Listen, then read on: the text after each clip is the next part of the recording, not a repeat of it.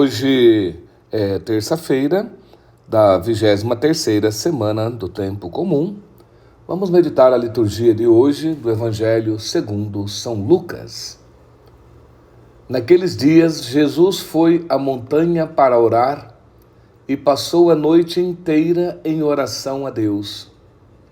Depois que amanheceu, chamou os discípulos e dentre eles escolheu 12, aos quais deu o nome de apóstolos: Simão, a quem pôs o nome de Pedro, seu irmão André, Tiago e João, Filipe e Bartolomeu, Mateus, Tomé, Tiago, filho de Alfeu, Simão, chamado Zelota, Judas, filho de Tiago, e Judas Iscariotes, que se tornou traidor.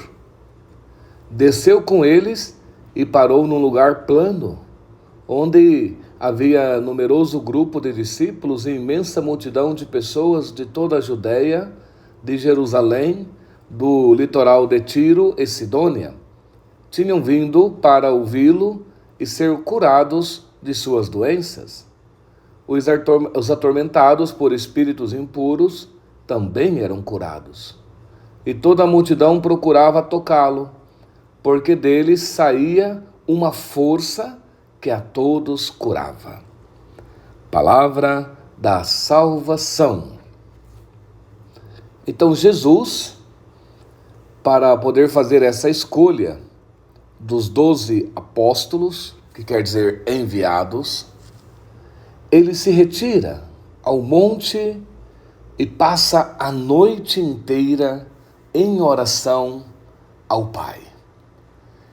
Tudo que ele ia decidir, tudo que ia fazer de importante, antes ele ia estar em oração com o Pai. Porque ele falava: eu só faço aquilo que ouço do Pai. Eu e o Pai somos um, a comunhão.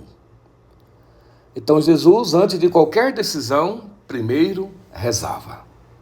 Isso é de suma importância também para nós, para não tomarmos decisões erradas, precipitadas, no calor do momento, que depois pode causar arrependimento.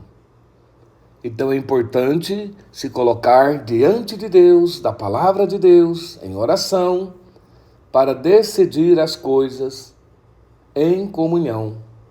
Isso é muito importante. Senão depois se arrepende, mas já decidiu, já falou, e aí é difícil voltar atrás, refazer as coisas. Por isso é importante esse exemplo que Jesus nos dá hoje. E então aí, depois de muito rezar, ele escolhe os 12.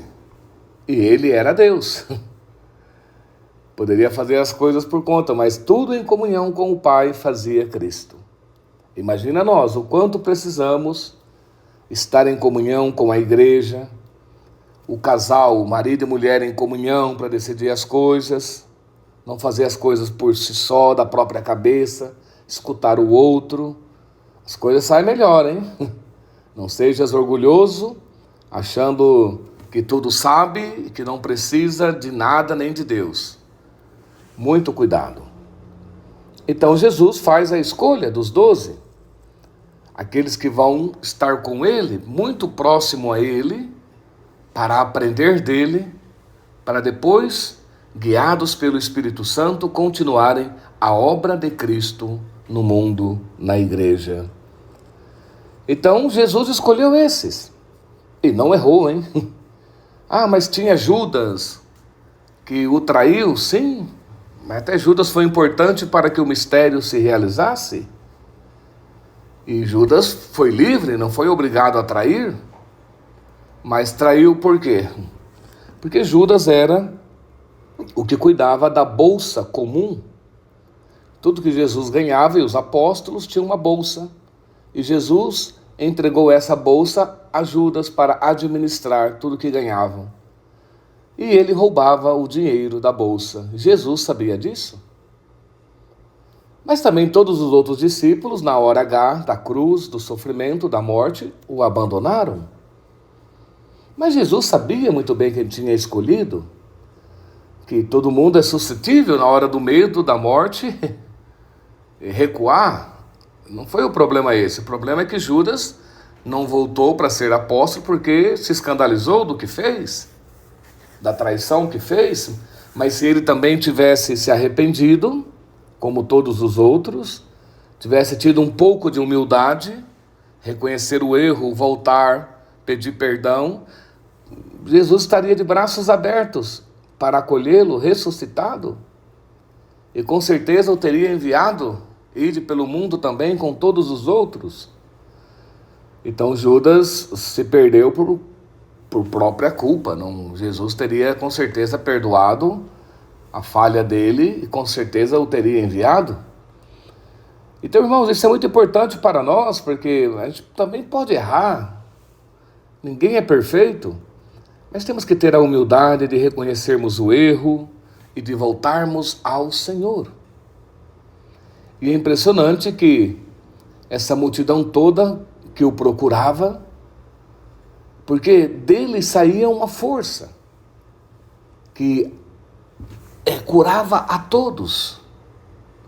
Então nós temos que procurar Jesus, estar unidos a Ele, procurá-lo na oração, na palavra, nos sacramentos. Aí nós podemos também tocar a Cristo com a fé. E dele sai essa força que nos cura, até fisicamente. Quantos e quantos milagres somos testemunhas de curas, pessoas que são curadas de tantas formas. Então do Senhor sempre sai essa força, da Eucaristia sai essa força, da palavra sai essa força, que nos cura do egoísmo também, que nos cura da bebedeira, da droga, que nos cura de tantos pecados também, que nos dá vida nova. Essa força sai de Cristo. Então, irmãos, ninguém se desespere, o Senhor acolhe a todos, ama a todos, e quer curar, quer salvar a todos, quer trazer vida nova a todos. Então hoje o Senhor também se deixa tocar por nós, nesta palavra, e nos dá essa força para nos levantar, para nos tirar da depressão, do medo, da angústia, do desânimo, da tristeza, nos colocar de pé, nos colocar a caminho com muita coragem, com muito ânimo na caminhada e na fé. Deus é bom, Deus nos ama, nos escolheu também, não porque somos bonzinhos, nos escolheu pelo seu amor, pela sua misericórdia, porque quer também fazer em nós essa obra nova. Para Deus nada está perdido. Por mais que sejamos pecadores e falhos, Ele nos ama, nos acolhe e quer nos dar essa força, essa graça, essa vida divina, para de verdade vivermos uma vida nova em Cristo. E eu vos abençoo em nome do Pai, do Filho e do Espírito Santo. Amém.